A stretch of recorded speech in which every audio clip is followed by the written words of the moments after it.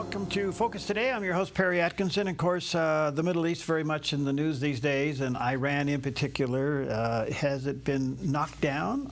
Is it going to be knocked out? Will it regain? Will it come back? How big is the nuclear damage? What are we talking about? What happened to the 60% enriched uranium? A lot of questions.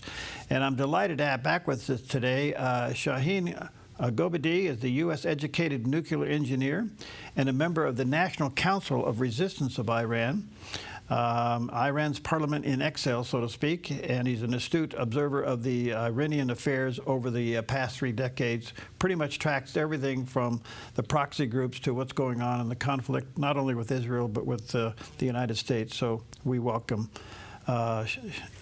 Shahin back with us today. Good to see you again, friend. How are you? Oh, thank you so much, and thanks for having me. And I hope you have had a good day, and I hope you and all your good viewers and listeners will have a nice summer. Thank you, and thank you for your time, sir. Can you give us your update on the assessment of Iran today? Well, I think what happened was very, very significant, and I think obviously Iran, now after what happened, is ready for peace, but one has to remember that the task of getting rid of this regime is upon the Iranian people and the Iranian resistance, and theirs only, and we have said this time and again. But I think what happened in the last 2 weeks made us one step closer to the concept that there should not be any appeasement, but at the same time, foreign war is not a solution, has never been. But we need a solution, and that's change from bottom up, getting rid of this regime by the Iranian people. And I think that's the concept that now it's becoming much more necessary than ever before, because people saw the dangers that Iran poses. For 3 decades, Madame Mariam Rajavi, who's the woman who leads the resistance, she's the president-elect of the resistance, had warned that appeasement, the policies that were pursued by Clinton and Obama and Biden will eventually lead to war. And that's exactly what happened. But again, the ultimate solution, I think, is the regime change, because so far, as long as you have this regime in place, you will not see stopping driving to acquire nuclear weapons. You will not see assisting and nurturing and financing terrorist groups. You will not see any letdown and repression. These are all in the DNA of this regime, but they are now much, much weaker than they were before. And I think compared to where we were last time when I was in your show, obviously there has been very, very dramatic turn of events. A lot here. Do you think more military action will be required before regime change?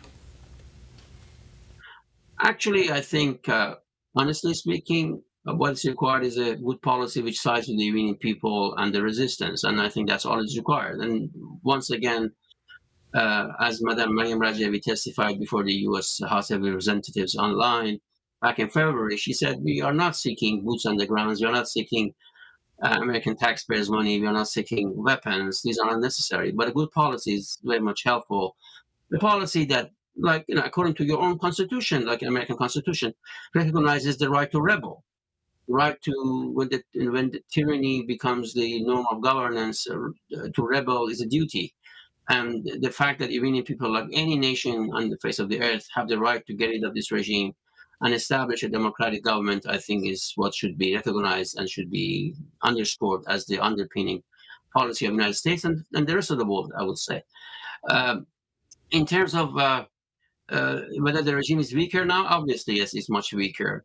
But I think the change will come from the streets, by the Iranians battling the regime and bringing about a change, by another uprising, a revolution, which, by the way, is being worked at as we speak by a large network of resistance activists in Iran who are affiliated to the main Iranian resistance movement known as the People's Mujahideen Organization of Iran, also known as MEK.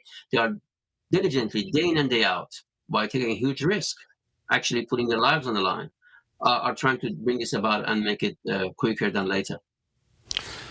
All right, so I want to just kind of deal a little bit with the possibility of a revolution timing is everything on this. Has the leadership, has the regime been damaged enough that a revolution could take place now, or does it still need to be weakened a little more? Well, I think if one looks at the trajectory and the way things have been, I think we're on the right track. Uh, uh, and I would say that this is not something that happened. It started 2 weeks ago. It started years and years ago. One has to remember the main war, the war that will determine everything, is the war between the Iranian people and this regime. The Iranian people hate this regime, and I cannot emphasize this enough. They want to get rid of it at the first opportunity. But obviously, change cannot come from the air. It should come from the ground, from the people themselves in the streets. And they have the courage, and they have paid heavy price. One has to remember that there are more than 120,000 good Iranians, many of them, tens of thousands of them women, have lost their lives to bring us where we are today. They have been battling this regime from its infancy. And while the regime has kept on power by brute force and unimaginable repression, but now the grip on power obviously is ebbing. The people's determination is on the rise. And the good thing is, as I said, there's a network of activists on the ground, and there's a viable democratic alternative in the National Council of Resistance of Iran. The reason I bring in the issue of the alternative is that because always, always, always, this is a key issue. And as Iranians, we learned that firsthand by our own lives, that it is not only enough to get rid of one despot. It's very important, and maybe even more important, is to know what you would like to replace it with. Otherwise, you might jump from the frying pan to the fire. And this is exactly what happened in Iran in 1979. People got rid of a dictator in the Shah who was corrupt, who was, very repressive, and his secret police. And they got Khomeini after. And again, because the Shah kept repressing people for so long, an imposter like Khomeini could beguile them. So given that experience, now there is a viable alternative in the National Council of Resistance of Iran with a very clear-cut program and a 10-point plan for the transition, which calls for separation of government and religion, for gender equality, for total freedom, for a non-nuclear Iran, for an Iran which is in mutual, amicable, amiable relationship with the rest of the world, an Iran that believes in market economy, that recognizes the rights of all the national minorities, and so on and so forth. This is the type of Iran that we envision. And the good thing is that you have a plan, you have a leader, you have a body, which is like a parliament in exile. So basically all the necessary steps have been taken to get us where we are today. So it is brewing. There's no question about it. How do the citizens take the country back without turning the Ayatollah into a martyr? Well, obviously nobody's calling for violence. I mean, actually, the party that has imposed violence on the Iranian people is the regime and the regime only. But in what shape and form it will transpire, nobody has a crystal ball. But obviously, the Ayatollahs are not going to be just simply talked out the office. I mean, it's not going to be a velvet situation because they simply are too brutal, too repressive, too blood-drenched. But with the international pressure, obviously the cost from the Iranian people's side can be reduced, and that's what's at stake. You see, I think it's very important after this conversation and a conversation like this to come to a better feeling that there is a viable alternative in Iran. Iran is not binary, that you either go bomb the Ayatollahs or you make, kowtow to them and placate them. There is a third option, and that's the option that Madam Mariam Rajavi, the president-elect of the National Council of Resistance of Iran, articulated 21 years ago. But unfortunately, because of what I said, appeasement policy, it landed on deaf ears. And people have always thought, oh, they can make a deal with the mullahs, and mullahs can be brought to terms, and so on and so forth. And now we have seen the dreadful consequence of that policy before us.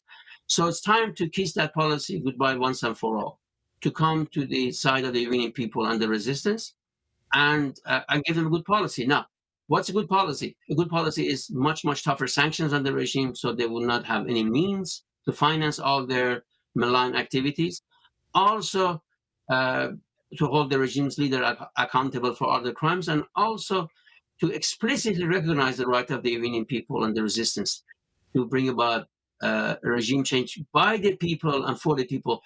The reason I emphasize this is that, you know, Iran 2025 is not Iraq 2003. Nobody's calling for, American tanks. Nobody's calling for boots on the ground. Quite contrary, as I said, we have said time and again, this is not requested. This is not necessary. Iranian people are ready, and this is their mission and their mission of the Iranian resistance. This is their responsibility, and we are up to the challenge, and we have been doing so for the last 4 decades. Were you surprised of the accuracy of the activity over this past weekend? I mean, how accurate it was, how they knew where things were, and how specific the attacks were? Well, I cannot say I was surprised, but obviously, look, you're talking to a movement that has a lot of eyes and ears on the ground. Mm-hmm. For instance, when it came to the nuclear issue, out of the 3 sites that were basically bombed, 2 of them, the one in Natanz and theDove, the most important ones, were actually revealed by our network back in 2002 in Natanz and 2005 for theDove. And how did that come about? Through a vast network of operatives and network of the activists that we have inside Iran and even inside the regime's organs. There's a tremendous dissatisfaction in Iran, even within the regime's ranks.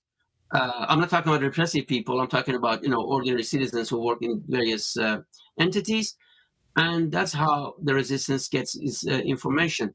Actually, you might find it interesting that in the course of the last 3 decades, specifically in the last 23 years, we have had 133 various revelations about Iran's nuclear program, various secret sites, projects, research centers, key scientists, and so on and so forth. And how could that be possible? Just simply by having people on the ground, people who put their lives on the line and share this information, because the Iranians fully understand that this nuclear program has nothing to do with energy. They know from the day one this was built for a bomb. Right. They have no illusions about that. They know they are number 1 victims of this. Actually, when the attack took place on Sunday morning, Madame Rajavi, the president-elect of the resistance, said so many lives were lost because of this program over the years. And the regime invested $2 trillion on this, and the Iranian economy lost $2 trillion because of this unpatriotic project. That's $2,000 billion of the Iranian people's, wealth was simply destroyed and ruined because of this unpatriotic project, and this all went in the smoke. So Iranian people have no affection for this project. They know it's not for them. It's for the regime. It's for survival. Mm-hmm. What's your take on supposedly the 60% enriched uranium is missing? Do you think we know where it is or not? I really have no idea on that. And I think that's up to the IAEA, the entity of United Nations in charge of monitoring non-proliferation, to go and check. But you see, let's go one step beyond that. I heard your conversation with the other presenter before the break. You raised a very good question. I don't know if it was you or the other presenter. Why on earth the mullahs need a 60% enriched uranium to begin with? Right. Unless it's for military purposes. Anybody who knows something about the nuclear project knows that, you need 3.67%, 3%, up to 4% enrichment for energy purposes, and maximum 20% for medical purposes. And what do you need to go higher than that, unless you want to build a bomb? And what's also more important, people always keep talking about, how many percent of enrichment. That's very correct and astute. But for a bomb, you do not only need enriched uranium, you need weaponization process, the implosion process, You need, heavy explosives, you need detonators, you need neutron sources, and all sorts of things, which all should happen simultaneously in, microseconds. And also, you need a delivery system. I'm talking about warheads that you put on ballistic missiles. And you know what? All these years, we always knew that the regime is pursuing all these three in parallel tracks. I'm saying that they were not only enriching uranium, they were also working on weaponization. We identified a lot of key scientists of the regime who were working on that aspect, and also on delivery system.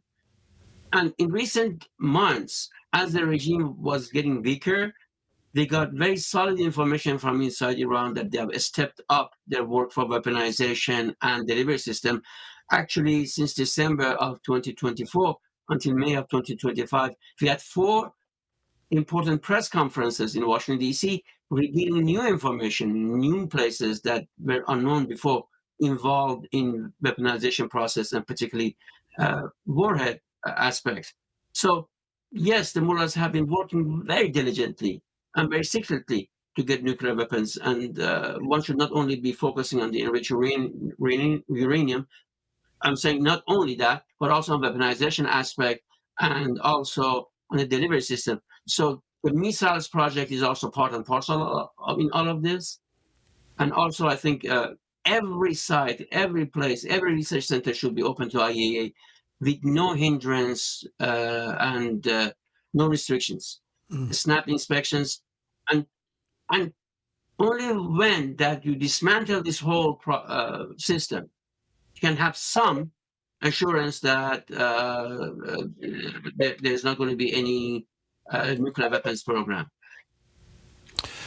All right, let me take a quick break. Very timely and such an honor to have back with us today Shahin Gobadi. He's a U.S. educated nuclear engineer and a member of the National Council of Resistance of Iran.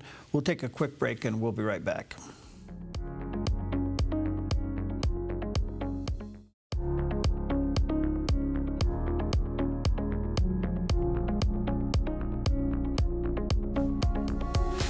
Okay, welcome back. Such an honor, very timely to have back with us today Shahin Gobadi. Is a U.S. educated nuclear engineer and a member of the National Council of Resistance of Iran, the NCRI. And all things Iran he's pretty well informed of, and so we're honored to have him today. Sir, it is an honor to have you today. Let me ask you this. Do you know, in particular, as a result from the weekend's attack on the the nuclear sites, do you know if the nuclear program has been taken out or heavily damaged where it can't be used? Well, I've not been privy to that information yet. Obviously, we will get some assessment at due course from our own sources, that's for sure. But look, when a regime like this is determined to go for a nuclear bomb, how can you make sure that there is no secret side? How can you make sure that they have not been working on somewhere that nobody knows about? Mm-hmm. So the point I'm trying to make is this. A right policy is a right policy, but ultimate solution is to get rid of this regime because they're bent on getting the nuclear weapons. Do you know why? Because they have become very weak at home. They have got a lot of beatings in the region. There's proxy groups have been much weakened, as we witnessed. They basically became inconsequential and have become more or less irrelevant. The linchpin of their regional strategy was Bashar Assad dictatorship. That was taken out in 11 days, rather, in Syria. So the mullahs are in a big bind, and the only thing left for them is to go for a nuclear bomb for their survival.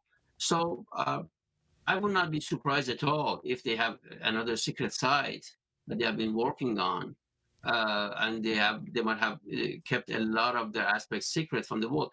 You see, if one goes and reviews the way this regime has been dealing with the world when it comes to nuclear issue, we are the movement that has revealed many of these aspects. There's Natanz in 2002, Fordow in 2005, Shian Lavizan in 2003, and I can go on and on and on.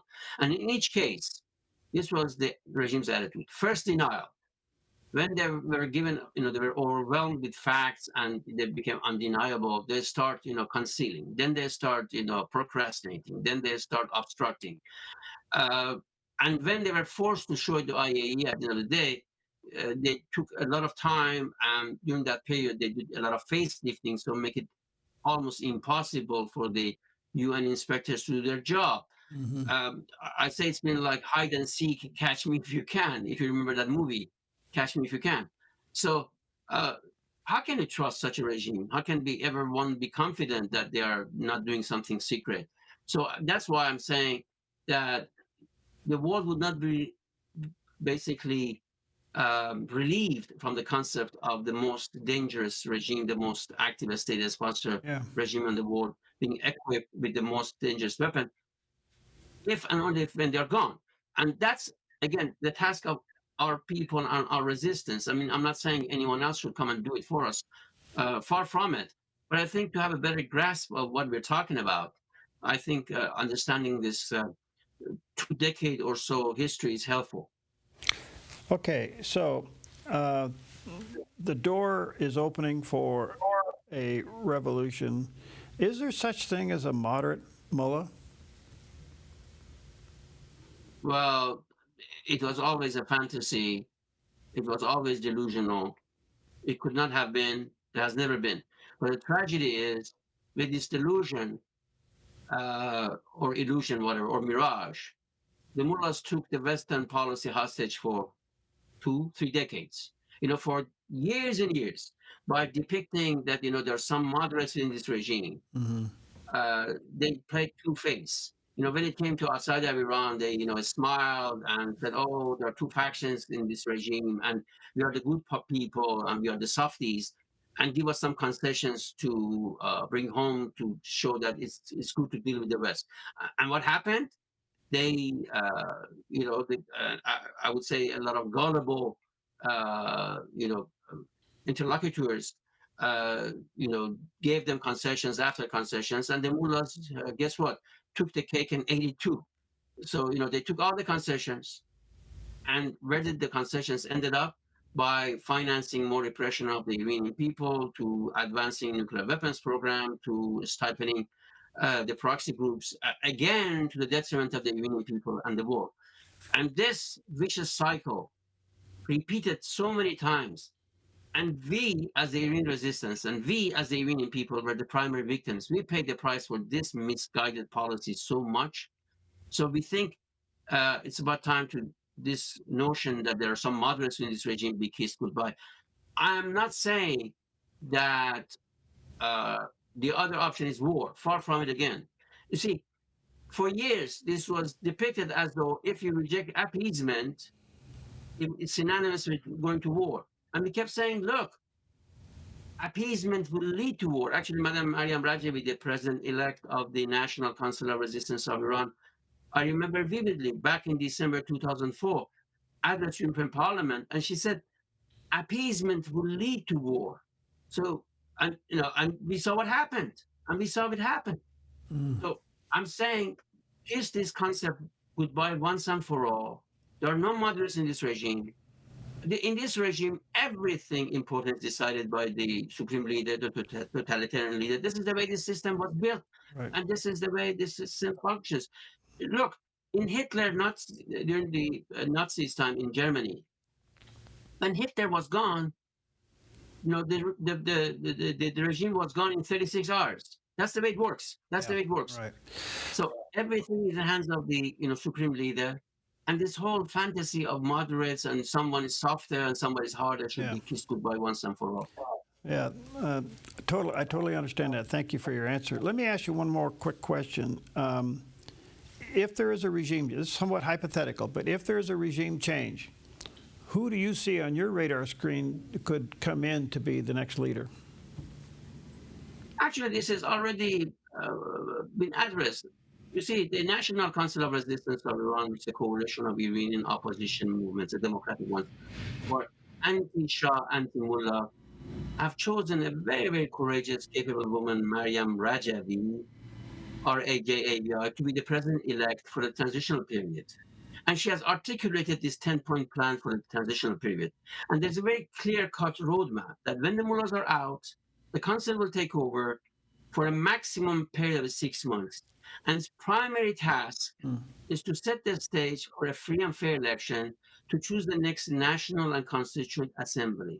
And when people's representatives are elected in a free and fair election, the council's mandate is over. Then people's, two representatives will chart the next course. I'm saying they will write a new constitution and, people's sovereignty.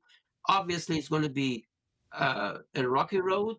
I fully understand that, but we are in a right path. And for a six months period, as I said, there will be separation of government and religion. There will be total freedom. There will be total gender equality. There will be no capital punishment. There will be non-nuclear Iran. So there will be a very, very, very different Iran that you have seen for the past 46 years. And that's our commitment to the Iranian people. So basically, we have left nothing to ambiguity. We have left nothing to chance. We are endeavoring inside Iran. The political work is done. And you know what's the good thing? There's more and more recognition of this 10-point plan by politicians. Actually, in the U.S., the majority members of the U.S. House of Representatives back in February introduced a resolution in favor of this 10-point plan in a bipartisan way, which is very unique these days in Washington. Bipartisan way is very unique these days in Washington. And the same with the British House of Commons and British House of Lords, and so on and so forth. So we are making a lot of inroads internationally. That's a great observation. One other quick comment, and have you? I'm almost out of time.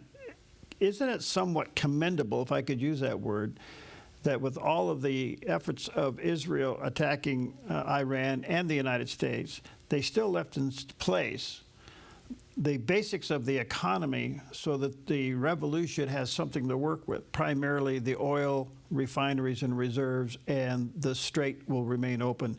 That would be the economic basis for a restart, don't you think? Absolutely. Actually, you know what? The Iranian people fully understand who their enemy is. Put aside all this razzmatazz and propaganda by the mullahs. You know what?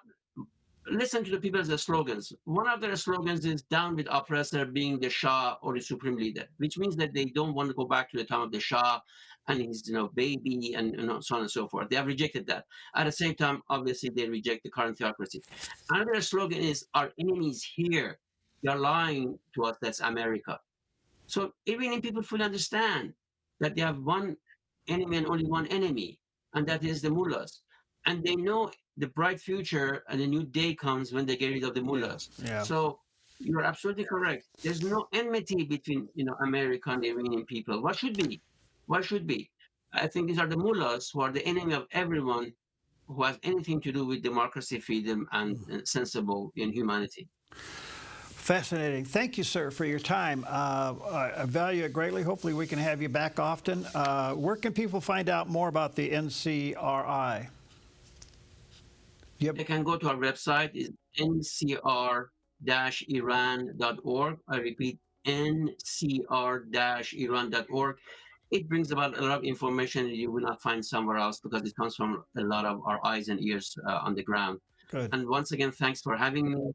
I wish you and all your good viewers happy day, weeks, and a very good summer. All the best to you, friends. Thank you for your time.